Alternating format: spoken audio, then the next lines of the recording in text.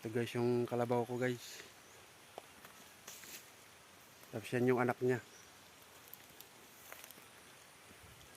Yung kapatid niya nandun sa kabilang barangay. Pinalagaan ko sa pamangkin ko. Mas malaki yun nandoon. Lalaki yun eh. Tapos ngayon buntis na to. Yung nanay buntis na naman.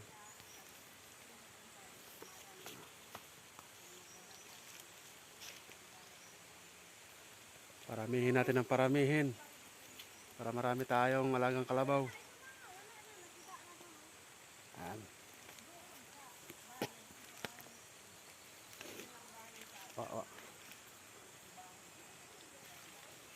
Ang laki ng tiyan. Manganganak na yan. Buntis eh. Kasi yung anak niya.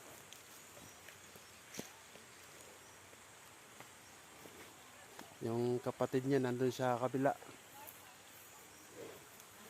Yan, babae yan, babae.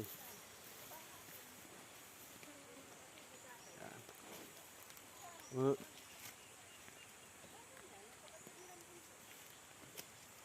Yan.